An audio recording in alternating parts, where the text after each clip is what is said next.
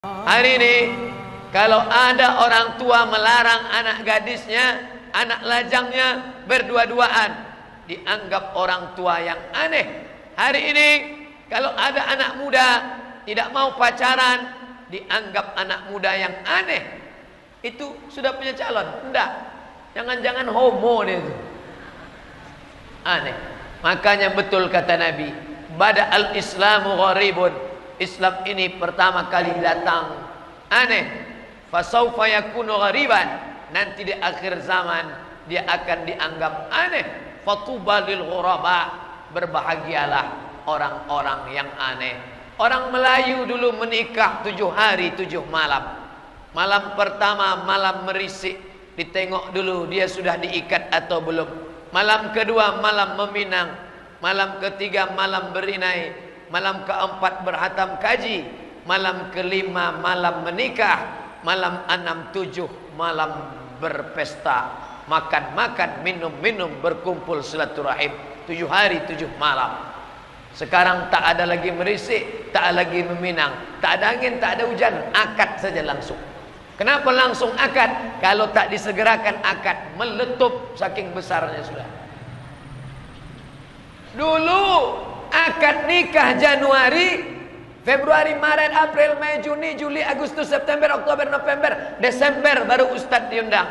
Assalamualaikum Ustadz Somad. Ya, Ustadz dulu acara nasihat pernikahan anak saya kan? Kapan tuh Pak? Januari. Ya betul. Ini bulan Desember tolong datang ke rumah kami. Acara apa tuh Pak? Acara akikah cucu kami. Cucu yang mana? Yang kemarin Januari itulah. Oh ya, dulu begitu. Sekarang lah menikah Januari, April akikah langsung. Tak 1-2 SMS masuk ke HP saya nih. Pertanyaannya Pak, apa hukum nikah setelah hamil duluan? Ini kalau dikumpulkan, inilah pertanyaan yang paling banyak. WhatsApp, message, Twitter, BBM, HP, telepon langsung. Apa hukum menikah setelah hamil?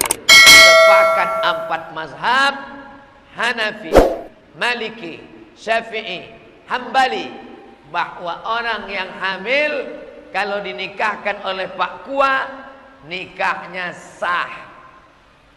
Hukum negara, hukum agama, nikahnya sah. Tidak ada permasalahan. Yang tidak masalah jangan dipermasalahkan. Nikahnya apa hukumnya? Nikahnya apa hukumnya? Nikahnya apa hukumnya? Sah. Lalu masalahnya di mana?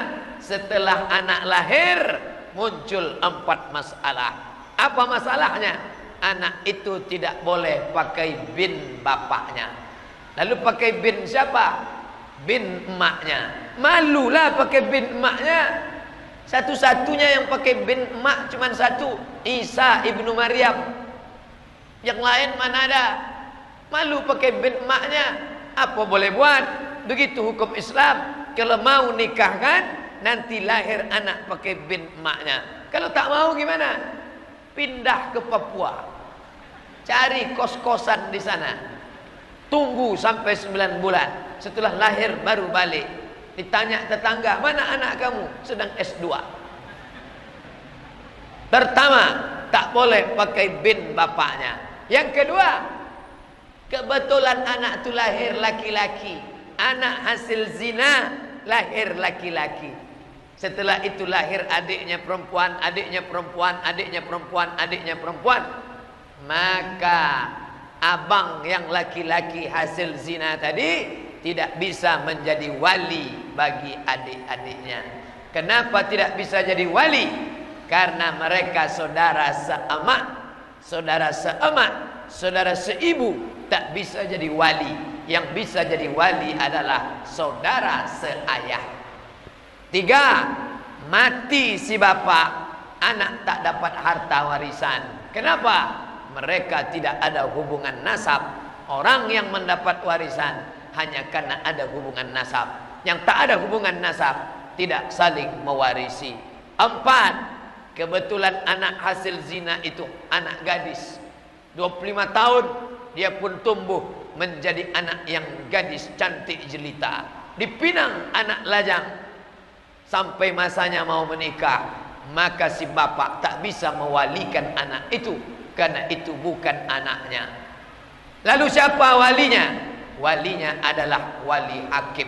Datangi Pak Kua 25 tahun yang lalu.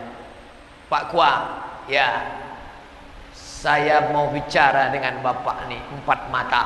Masalah masa lalu saya 25 tahun yang lalu. Kata Pak Kua, jangankan 4 mata, 3 pun bisa. Apa masalahnya? Saya ni tak baik Pak Kua. Saya ni orangnya tak baik Pak. Apa tak baiknya? Sekarang saya baru baik. Dulu saya ni setan. Kata Pak Kua, memang nampak saya masih ada bibit-bibitnya lagi. Jujur, maka perempuan itu yang mewalikannya adalah wali hakim. Begitu kata Nabi. Fasultan hakim waliyun man la waliyalaha, menjadi wali bagi perempuan yang tak ada walinya. Itu kan ayah dia. Rambutnya sudah diambil, darahnya sudah diambil, air liurnya diambil. Rambut, darah, air liur bawa ke Singapura. Dekat dari sini. Tes DNA. Tes. Setelah tes positif, ini anak Anda. Tunjukkan.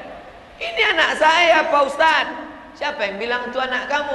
Nih Lee Kuan Yew yang bilang.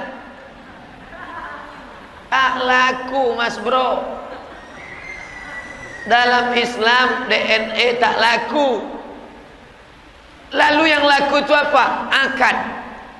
Salah saya apa? Udah dijelaskan tak juga tahu dia salahnya. Apa salah saya? Mau tahu kamu apa salah kamu? Apa? Kamu mencoblos sebelum hari H. Itu salah kamu. Baru kamu tahu. Maka jagalah anak-anak gadis kita. Tak selamat kita dari azab Allah Subhanahu wa ta'ala. Selangkah lagi kita mau masuk surga. Setan menggoda, iblis mencari kawan. Ditariknya kaki kita oleh anak gadis yang tak dididik, tak dapat tunjuk ajar. Datuk Tenas Effendi dari Kerajaan Melayu Pelalawan menulis buku Tunjuk Ajar Melayu. Apa maknanya? Tangan menunjuk, mulut mengajar. Kenapa tak pakai baju kurung? Kenapa tak berjilbab panjang? Kenapa tak balik petang? Kenapa keluar sama laki tak mahram? Sama siapa? Pulang jam berapa? Duit kemana saja dipakai? Perempuan mesti menunjuk ajar. Tangan menunjuk, mulut mengajar. Begitu perempuan berhenti menunjuk dan mengajar, kiamat sudah terjadi di rumah tangga. Kenapa Ustadz sebut perempuan? Karena ibulah yang paling lama mendidik anak-anak. Adapun suami mencari nafkah, pergi pagi pulang petang, peras keringat banting tulang, tunggang langgang lintang pukang.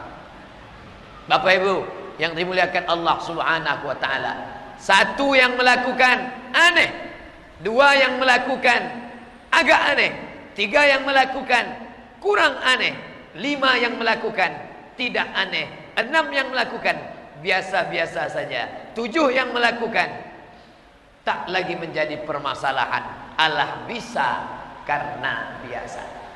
Jangan sampai kita merasa benar. Orang yang menikahkan anak telah hamil merasa benar, padahal dia tidak benar. Kalau hidup dia zaman Abu Bakar Siddiq, apa yang akan dilakukan Nabi dan Abu Bakar? Azaniyatu, pezina perempuan, wazani, pezina laki-laki, fajlidu kulla wahidin minhuma mi'ata jaldah. Cambuk 100 kali cambuk. Tak ada cambuk pecut untuk memukul kuda, tak ada. Ambil batang korma, pelepah korma, pukulkan ke belakang. Tak ada pelepah korma, pelepah kelapa, pelepah sawit. Tak juga ada tiang kapal itu pukulkan ke belakang. Berapa kali? Kalau belum menikah 100 kali. Kalau sudah menikah, bini orang, laki orang, berzina juga, apa hukumannya? Asy-syaikhu wasy-syaikhatu, laki-laki yang sudah menikah, perempuan yang sudah punya suami tetap juga berzina. Tanam setengah badan dalam tanah, lempar batu sampai mati, tak ada ampun. Kenapa ditanam setengah badan? Karena kalau tak ditanam lari dia. Maka tanam sampai sepinggang, ambil batu, lempar sampai mati. Begitu hukum Islam. Nanti kalau bapak ibu mau melaksanakan di sini, gali tanah, masukkan dia, lempar batu sampai mati. Tapi kalau Pak Kapolsek menangkap, saya tak tanggung jawab. Saya hanya menyampaikan hukum Islam.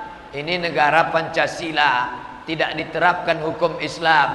Orang yang berzina bukan dilempar batu, orang berzina bukan dilempar cambuk. Orang yang berzina apa hukumannya? Dinikahkan. Bapak Ibu yang dimuliakan Allah Subhanahu wa taala, hukum Allah tidak ditegakkan, kita sendirilah introspeksi diri. Salat Islam, puasa Islam, haji Islam, umrah Islam, zakat Islam, tapi pernikahan tidak Islam, maka tak sempurna Islam kita. Ya ayyuhalladzina amanu, hai orang beriman, udkhulu fis silmi, masuklah kamu ke dalam Islam kafah, secara total, jangan sepotong-sepotong. Download tak bisa sepotong. Kalau gagal download Anda 95%, hangus semuanya. Selesaikan ceritanya dari A sampai Z.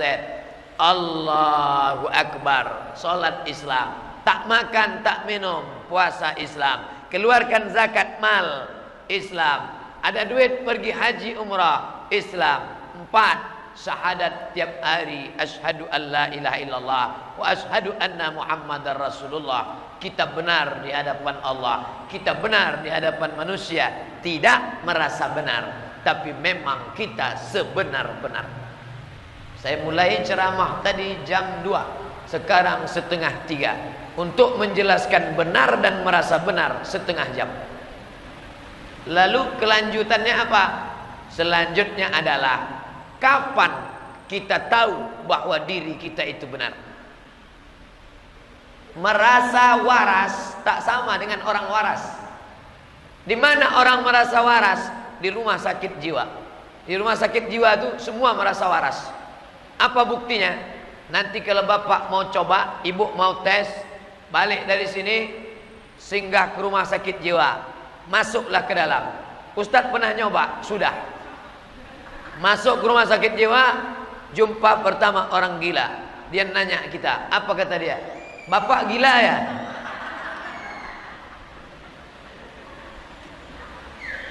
Pertama kita marah, akhirnya kita sadar dia gila.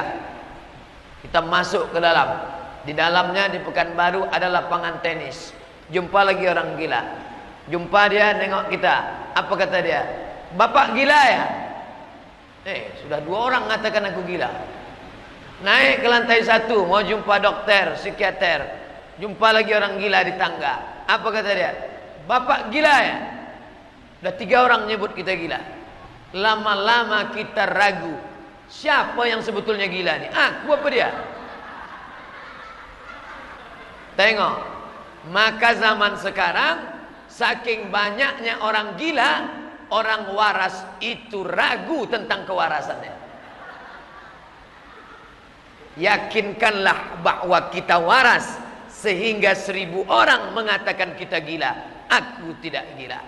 Ibu punya kucing, kucingnya cantik dari Turki, kucing Anggora namanya. Ibu ikat pakai tali, bawa ke pasar. Datang orang menengok. Apa kata orang? Cantik anjingnya ya. Kucing ini, bukan anjing. Bawa terus. Sudah mau dekat pasar, jumpa kawan. Dia tengok. Beli di mana anjingnya? Kucing ini. Masuk ke dalam tempat jual gula, jumpa kawan. Mantap anjingnya. Mulai ragu, ini anjing apa kucing? Maka tengok, pandang baik-baik. Tengok dekat, sentil telinganya. Kucing. Hari ini orang kalau tidak meyakini hakikat kebenaran, dia ragu tentang kebenaran itu. Bapak Ibu yang dimuliakan Allah, hanyut Makanya kata Nabi, di mana letak kebenaran itu? Taraktu fikum amraini, kutinggalkan pada kamu dua saja. Tempat berpegang dua, satu di kanan, satu di kiri. Kalau kalian pegang yang dua ini, lan tadillu abada, kalian tak akan sesat selamanya. Apa itu? Kitabullah Al-Quran, wa sunnati, sunnah Rasulullah sallallahu alaihi wasallam. Saya pergi ke Pulau Penyengat, tertulis Gurindam 12, tertulis nyata dalam Gurindam yang ditulis oleh Raja Ali Haji, diurutkannya 4 pegangan dalam Islam: Quran, hadis, ijma', qiyas. Pegangan inilah sekarang yang tidak diberikan kepada anak-anak muda kita. Apa tempat mereka berpegang sekarang? Gamang, galau, tak tentu arah. Tak ada tempat dia berpegang. Pegangannya apa sekarang? Musik. Pegangannya apa sekarang? TV. Pegangannya sekarang apa? Internet. Pulsa sedang banyak, dia tenang. Begitu habis dia galau.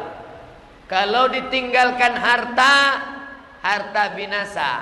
Ditinggalkan kuasa, kuasa akan sirna.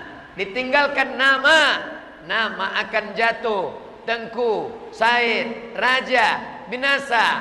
Tapi ketika kau tinggalkan Quran dan Sunnah, tak lapuk karena hujan, tak lekang karena panas, tinggalkanlah itu. Berapa banyak orang-orang kaya, orang-orang besar meninggalkan tanah sejauh mata memandang, meninggalkan emas berbungkal-bungkal. Ketika hari berganti, musim berubah, dia tidak kekal, maka tinggalkanlah yang kekal. Afdalul zikri, seabdal-abdal zikir, la ilaha illallah.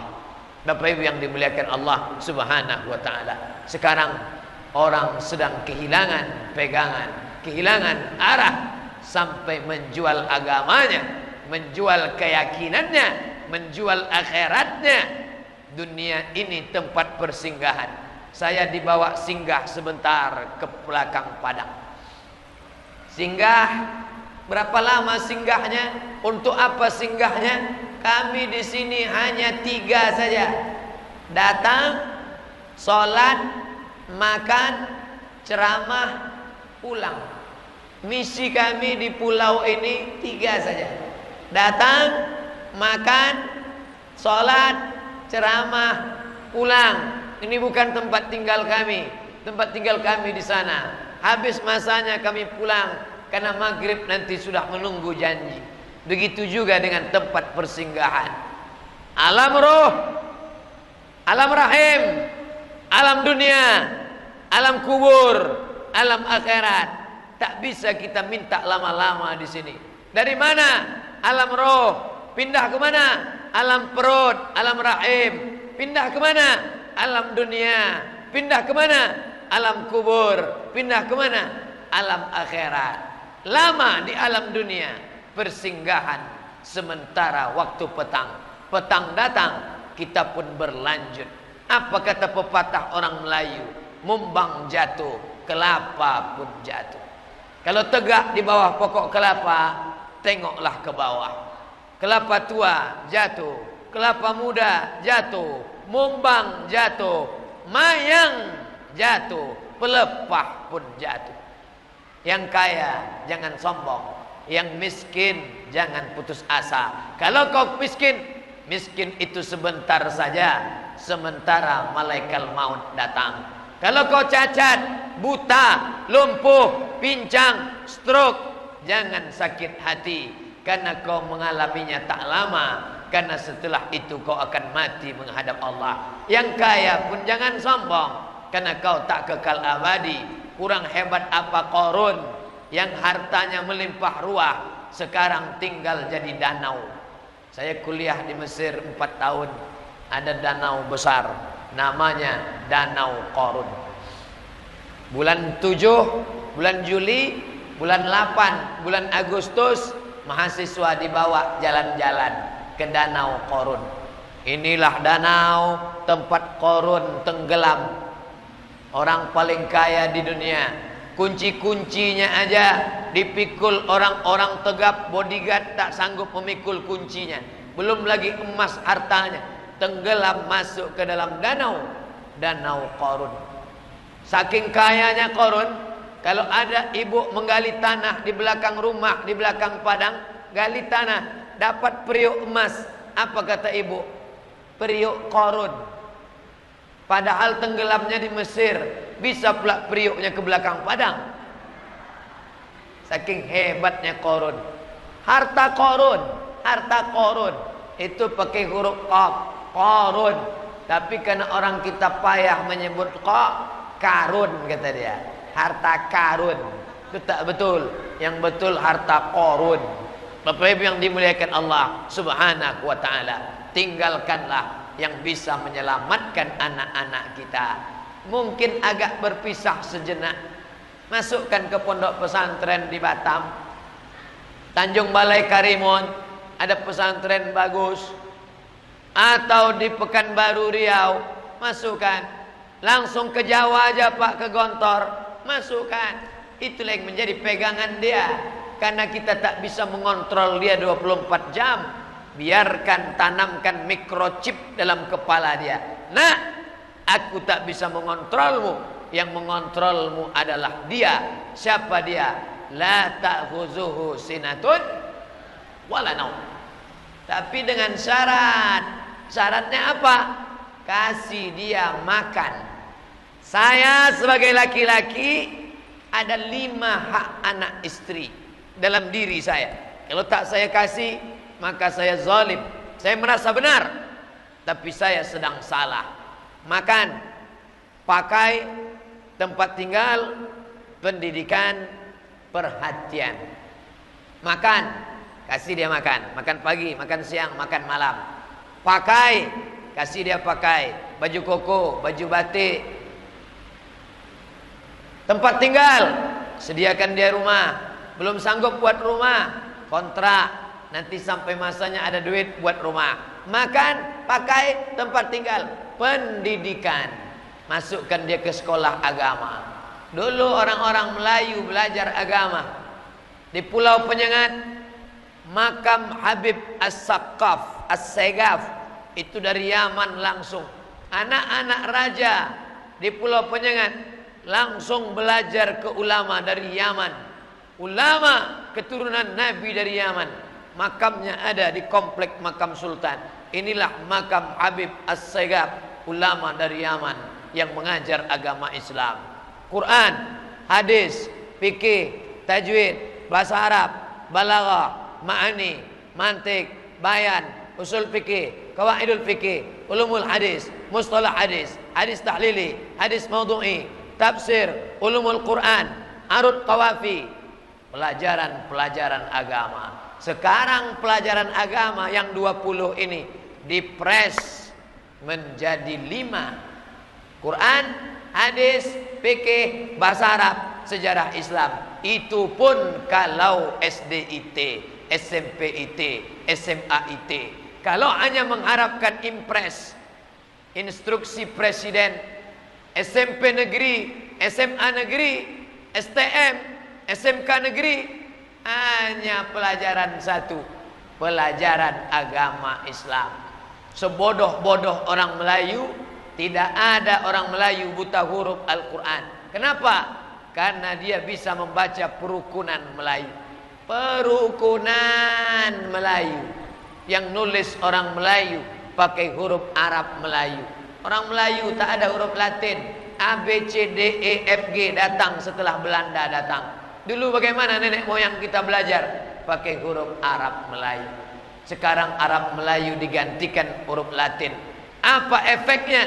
Luar biasa. Segoblok-goblok orang Melayu, takkan dia tak pandai baca Quran, karena dia baca huruf Arab Melayu. Setelah Arab Melayu tercampak, sekarang tinggal huruf Latin. Mau tak mau, suka tak suka, Kepri saya tak tahu berapa. Yang jelas Riau daratan, kami di darat sana buta huruf Al-Quran 2015, 40% tak pandai tulis baca Al-Quran.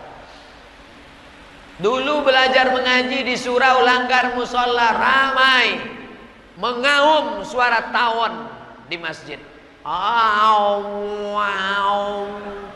Wah, alif di atas, alif di bawah, ya alif di depan, u, a, i, u. Alif dua di atas, an, alif dua di bawah, in, alif di depan, on, an, in, on. Sekarang masuk kita ke surau, ke langgar, ke musola, sunyi. Tak ada anak-anak mengaji. Kemana? Kuali yang tak berminyak sudah menggoreng otaknya. Apa itu? Parabola. 100 channel yang merusak kepala anak-anak kita. Dulu di rumah tuh TV cuma satu. TV bapak satu, TV bapak satu, TV bapak satu, TV bapak satu. Gara-gara satu TV ini berkelahi. Bapak mau nonton Real Madrid, Barcelona, Manchester United, Juventus. Ibu mau menonton film hantu. Berkelahi, rebut-rebutan remote. Hampir gol. Marah bapak emosi, menggeletar tangannya, jatuh talak 100. Kata hakim, kenapa kalian sampai bercerai? Kata hakim, kami ini bercerai Pak Hakim. Malu kami cerita nih Pak Hakim. Ceritalah kata Pak Hakim. Apa masalahnya? Gara-gara TV Pak Hakim. Kalau begitu belilah TV satu lagi. Itu solusi dari Pak Hakim. Ibu beli TV satu, bapak beli TV satu. Akhirnya di rumah tuh TV 2.